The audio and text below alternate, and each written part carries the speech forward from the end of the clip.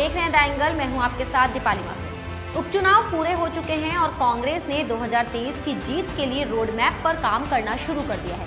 वहीं बात करें भाजपा की तो प्रदेश में राष्ट्रीय स्तर के नेता आपस में चिंतन और आत्म मंथन की सलाह देकर एक दूसरे को ही हार के लिए जिम्मेदार ठहरा रहे हैं।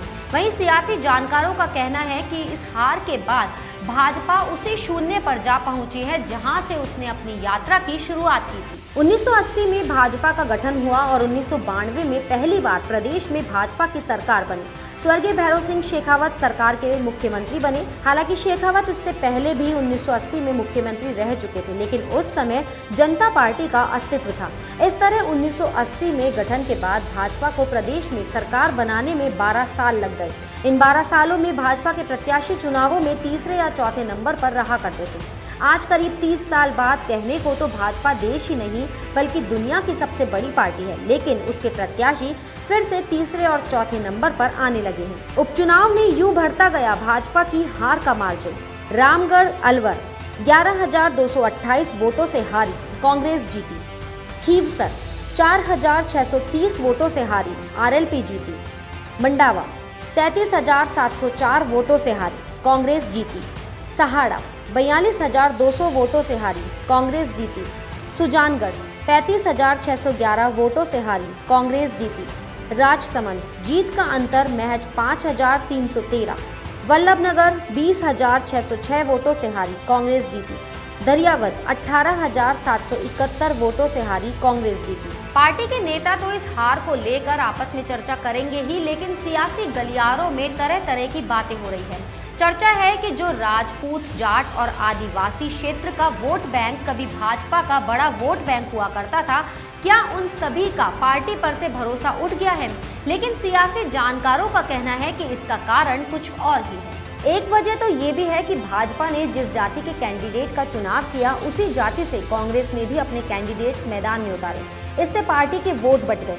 इसके अलावा दूसरी वजह ये भी है कि आरएलपी और बीटीपी जैसी पार्टियों ने भाजपा का खेल बिगाड़ने में कोई कसर नहीं रखी। हालांकि इससे कांग्रेस को भी थोड़ा नुकसान जरूर हुआ, लेकिन वल्लभनगर में आरएलपी ने भाजपा के ही बागी कैंडिडेट उदयलाल डांगी को प्रत्याशी बनाया।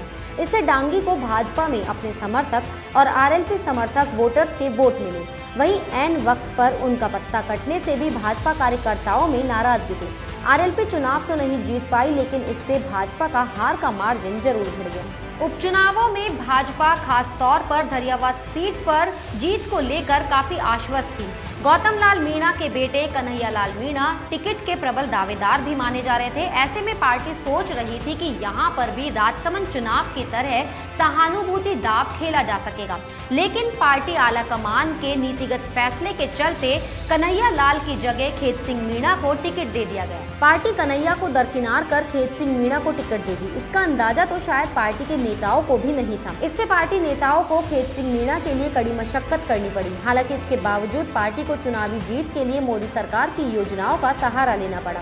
वहीं बूथ लेवल पर टीम को मजबूत कर चुकने के बावजूद जब पार्टी ने एकदम नए चेहरों को टिकट दिया, तो इससे क्षेत्र के कार्यकर्ता खुद को एकजुट नहीं कर सके। भाजपा ने की ये बड़ी गलतियां। कई स्टार प्रचारकों ने चुनाव प्रचार से बनाई दूरी। केंद्रीय नेताओं को बुलाकर की गई कमी को पूरा करने की कोशिश। केंद्रीय नेताओं को नहीं थी स्थानीय मुद्दों की जानकारी। मोदी सरकार का करते रहे गुणगान। एक केंद्रीय नेता ने पार कर डाली मर्यादा की सीमा। सीएम गहलोत के लिए की थी अमर्यादित टिप्पणी। वहीं सतीश पूनिया ने बताया था कन्हैया लाल मीणा को भाजपा प्रत्याशी। गुलाब चंद कटारिया के वायरल हुए ऑडियो से भी पार्टी को हुआ नुकसान। जीत को लेकर ओवर कॉन्फिडेंस बनी हार की मुख्य वजह। ऐसा भी नहीं कहा जा सकता कि इस उपचुनाव में कांग्रेस को जीत सिर्फ और सिर्फ भाजपा की गलतियों के कारण ही मिली है, बल्कि कांग्रेस ने 2023 में वापसी को टारगेट कर बेहद खास तैयारी कर रखी थी और इसके लिए उसने अपनी रणनीति में भी बदलाव किया था। कांग्रेस ने बीजेपी को हराने के लिए की खास तैयारी। खुद सीएम गहलोत ने संभाली कमान।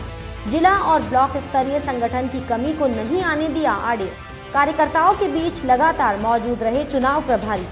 सीएम गहलोत ने खुद 2 बार दौरे कर किया चुनाव प्रचार। क्षेत्र के कार्यकर्ताओं का भी बढ़ाते रहे हौसला। केंद्र को महंगाई और कृषि कानूनों के मुद्दे पर जमकर घेरा। सरकार की योजनाओं प्रचार पर भी दिया जोर। प्रशासन शहरों गांव के संग अभियान से गुड गवर्नेंस पर किया फोकस।